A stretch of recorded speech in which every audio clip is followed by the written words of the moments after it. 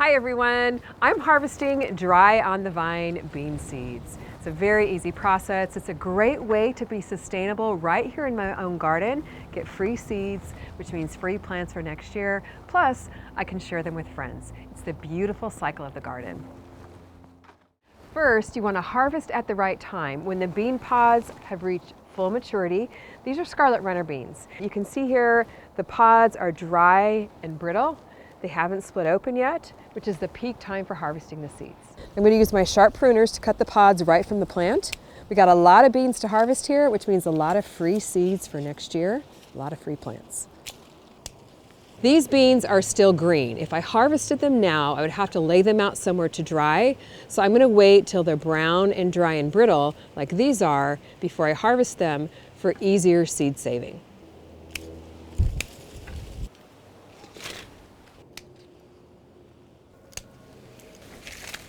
I just harvested a ton of scarlet runner beans. We're going to be able to get a lot of free seeds from this haul here. Now, I just want to remind you that everything on our website is up to 60% off. It's Small Business Saturday, and I really want to thank you for your business, for supporting our seed shop. As our way of saying thanks, it's all on sale there for you, including our brand new holiday shop. Now I know you're gonna love that. There's tons of one-of-a-kind holiday gifts for your gardener friends. Now over here on the fence, there are some yard-long beans that actually Gary from the Rusted Garden gave me when he visited his house a couple of years ago. And that's the beautiful thing about gardening. So you can share it with your friends, and now I'm growing part of his garden here in mine. Isn't it beautiful? And I can share some of these with friends too. The pods are at full maturity. They're nice and dry and brittle. I'm going to cut them from the vine, and then we can save the seeds from these. You can also do this to regular bush beans, yard-long beans, runner beans, whatever beans you got in your garden. It's the easiest way to save your seeds from them dry on the vine. I'm going to leave the green ones, cut the brown ones. The one sign you can look for is if your pods rattle. You can hear the beans rattling inside of here. That means they're nice and dry and ready for harvesting. Now that we've harvested all of the beans, the next step is to remove the beans from the pods. Now you want to make sure that your hands are clean and dry. You don't want to introduce any moisture to the seeds because then they won't store well. It's super easy to do. You just split the pods apart and remove the beans.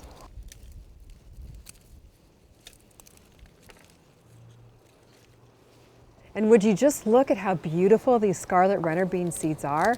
Again, that's the beauty of gardening and the miracle of one tiny seed that now grows into a new plant and will produce multiple new generations of seeds too. I've harvested all the scarlet runner beans, got a ton here. The pods are going to go into the compost, which will break down into black gold to feed my garden. So again, the beautiful cycle of the garden continues. So I'm going to harvest the yard-long beans from Gary in exactly the same manner. Just split open the pod. They're nice and brown and crispy, and these seeds are a whole lot smaller. We're going to have a ton for new plants and to share with friends. We have all of our beans harvested from our pods here. The next step is storage. Now this is very important. First off, you want to make sure that your beans are very, very dry before you store them. If they're not, let them sit out for several days in a cool, dry, dark place until they completely dry out. Once they are totally dry, you can store them in a plastic bag or in a jar, and you always want to mark the variety on your bag and the date of harvest. And then at that point, I'm going to pour, these are the yard-long beans, into our bag and store them in a cool, dark, dry place so the beans maintain their viability until next planting time.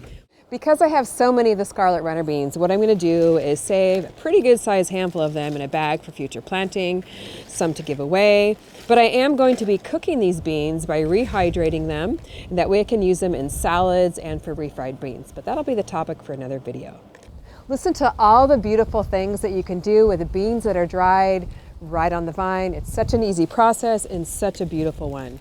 You can save the seeds for future plantings, can give some to friends so they can grow in their garden. I can use the dried beans to feed and nourish my body. And the dried bean pods will turn into compost to feed and nourish my garden. What a beautiful cycle of gardening. Well, I hope you found this video helpful. I'm looking forward to reading your comments. Thanks so much for watching. We'll see you on the next video.